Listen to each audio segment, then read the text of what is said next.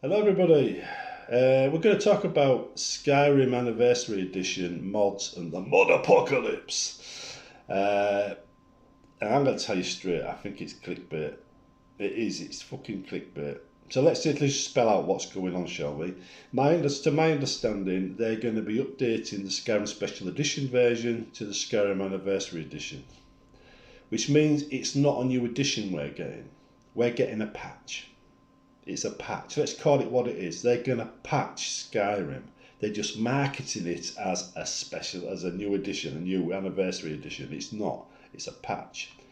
We know, and we've always known, and the Skyrim script extender people have known, that patches will break the Skyrim script extender. This is not news. This is not a mod apocalypse. This is expected whenever they make a new patch. Admittedly, switching versions of Visual Studio might make things a little bit more difficult than normal, but it's still a patch.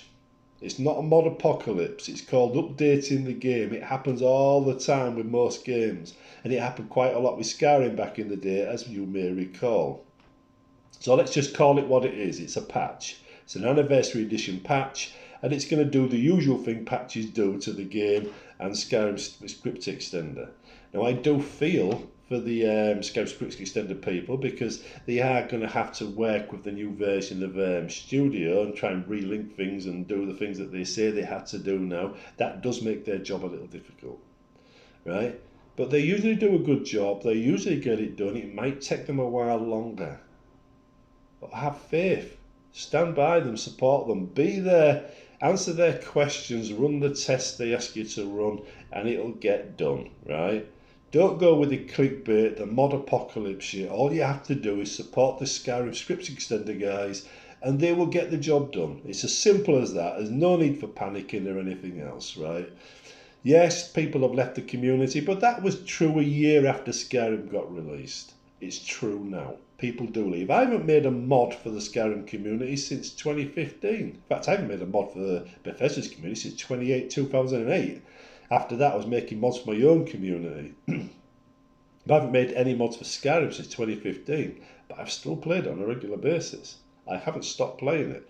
I don't use Nexus. I haven't used Nexus since 2008.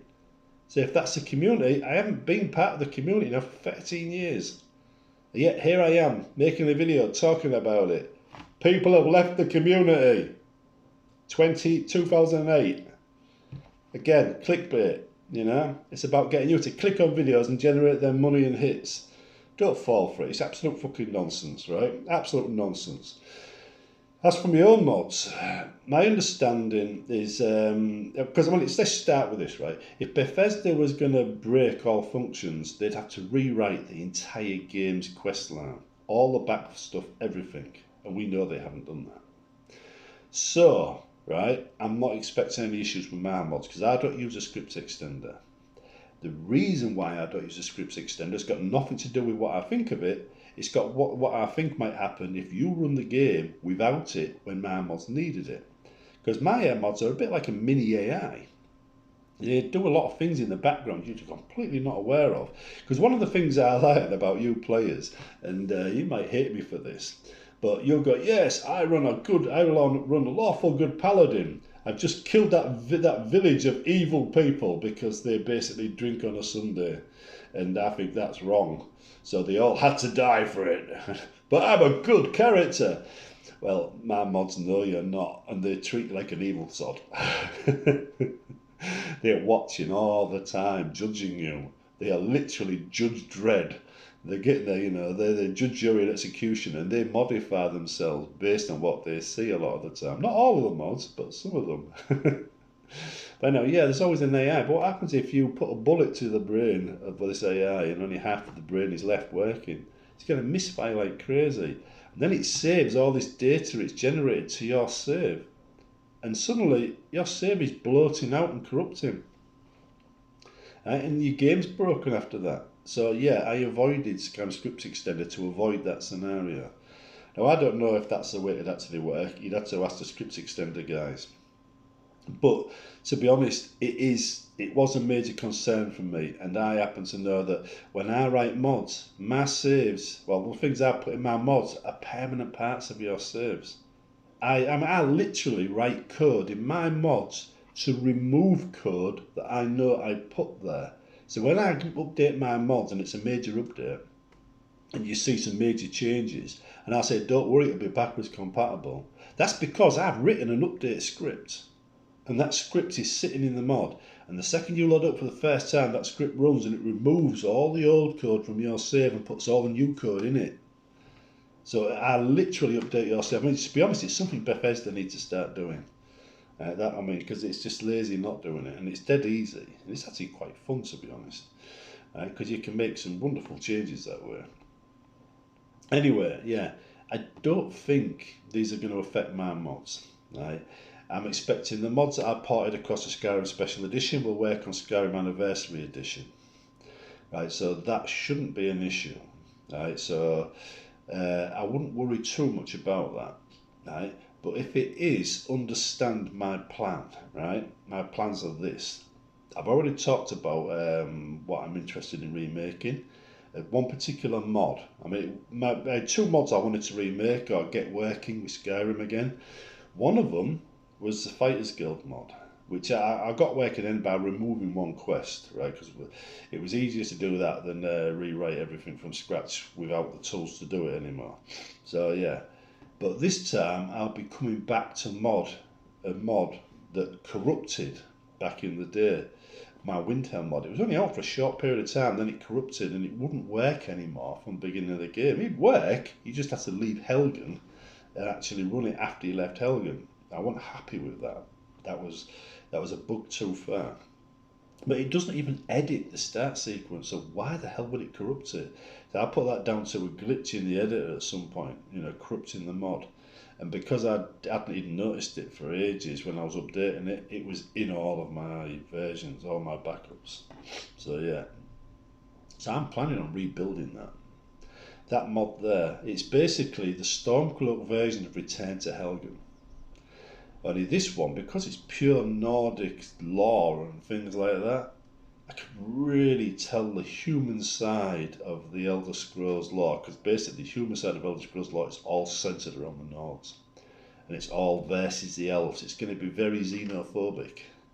Elves are going to be nasty, horrible, blah blah, all the way through it, because Lorcan is stand by the humans, and the rest of them, the elves, are just bad people, and Heart of Lorcan, all that kind of stuff, right? And the Red Dragonborn, what was it, Wolf something or other. There's loads of them. There's absolutely tons and tons of lore to draw upon, and it's going to be a fascinating story to tell. I did tell it originally in Helgen, right, briefly, but because it was an Imperial mod, I skated across it. I had one monk telling everybody, or priest telling everybody all the details, and I didn't really use it.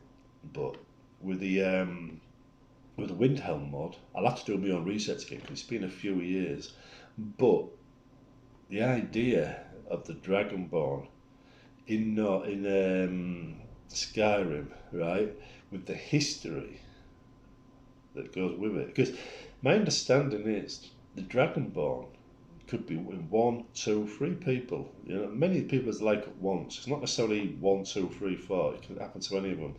So if all of them are based on Lorcan and Akantosh and all that one, then basically these are avatars of Lorcan or Akantosh. These can be. It's really complicated. It's difficult to tell, right? But basically, I realised that the Storm Crown, right? Those shouts you get, that generates a storm. That's the Storm Crown. People saw, type of Septim doing it, and they called it a Storm Crown. Right? So it's the actual shouts that generated this effect, which created the name.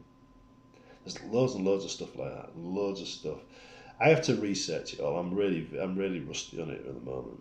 But it'll be a very good mod. But when it comes out, just understand a few things have changed in my life. One, I'm now permanent at my current place of employment. 4 days on, 4 days off, right? Which means I'll have time to work on this. Because I'm permanent, I don't have to rush getting money in the chance I might get laid off. I'm not going to get laid off, right? So I can take my time. I don't have to do overtime like crazy to get the money in before a certain cut-off date. So I have the time to do what I need to do. And what I want to do is make that Windhelm mod again from scratch. Now, where will I start it off? I don't know. I don't have my website anymore, so I might have to bring that back. But one of the reasons why I quit in 2015 was because one of the seedier parts of the internet is trying to find a decent host. Because quite frankly, a lot of these places, when you type in web hosting, all the links you get on the first 50 pages are for companies that are dodgy as fuck, in my opinion. Says I've actually gone with some of them, made promises of unlimited this and that, the other, and ended up with a website that was down 80% of the time, because if you get more than one visitor a day, that's a rush, and suddenly your site has a technical fault for 2 days. Right? And I lost millions of visitors because of that. Right? So yeah, if you get it wrong, it's really harmful to the site. And everything you do costs money. But now I'm working, so it's be a bit easier for me to get a decent one. But I'm not willing to throw hundreds of pounds at different things until I find one. I need to know a good one and then invest in that. And that's the problem. You don't know where the good ones are. You don't know whether they're going to be there for a year and then disappear. You don't know if they're going to have a decent service. They all claim the same things. Some of the worst ones pay to be in a top 10 list. So they appear to be great when they're actually shit. And this is why I stopped in the end. So if I do get a site, I'm going to have to find a decent host. But in the short term, you may find the support group is a Facebook group. Right? You may find Facebook serves as my development page for the mod. Now, if you want to know how to find out about this in the future, just watch this channel, right? You could also join the Engineering Guild on Facebook, you know, where I am also there. I'm not there as active as as much as I should be, but I am there. And the Discord channel, which should be linked somewhere on this page, you know, my YouTube channel page. You'll find out in all of those places, you know, what I'm doing, when I'm doing it. But the idea is to make this mod whilst we wait to see what's going on with Starfield. That's the idea. I also need to upgrade my system, my computer, because it's 12 years old now. My ex was, oh yeah, we'll do it next year, we'll do it next year, we'll do it next year. It never happened. And when we did start saving, we split after 31 years. So yeah, she always blamed me for spending all our money. But they said, hang on, that last upgrade was 5 years ago. I haven't spent a penny since then. Where's the money since then gone? Now she borrows money off her ex, me. But guess who was spending all the money? It wasn't me. But yeah, anyway.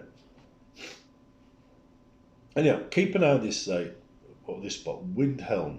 That's my next project. Right? It's going to be an epic mod.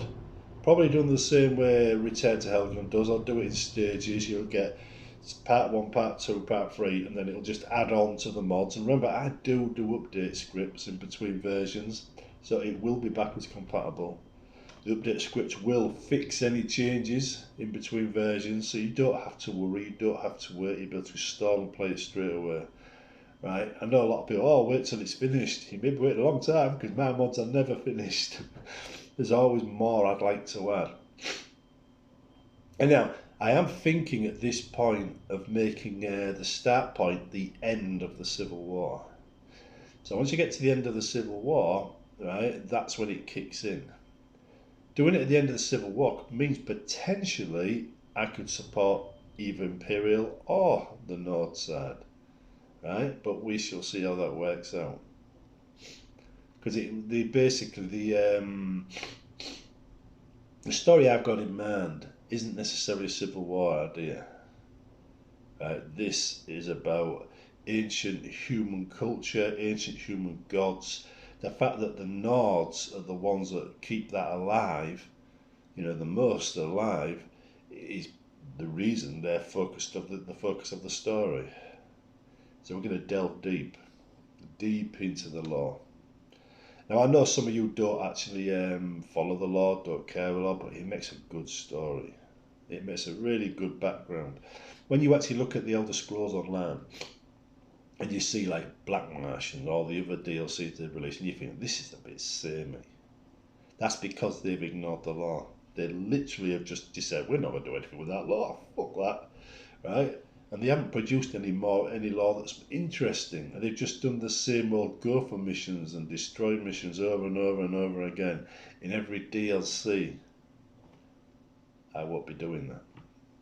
Some of you like movies. I call them movie games, where you get 70% movies and then 20-30% game, and then the game part is very basic. And you go, this is a fantastic game. This is look at the effects on that, and you're just watching a bloody movie. I mean, Cyberpunk. That's an example of what I'm talking about. Not a great game, right? Just mostly moving cutscenes and stuff like that. Well, this will be a storyline built into the game, with the gameplay running alongside it. So what you'll be seeing won't just be a movie, it'll be an interactive movie. You will literally be part, right, of the story. So the story will unfold based on your direction and what you choose to do. It won't be a case of you sit back and I'll tell you what's happening. You will be deciding. See you in the future. Remember, watch this space.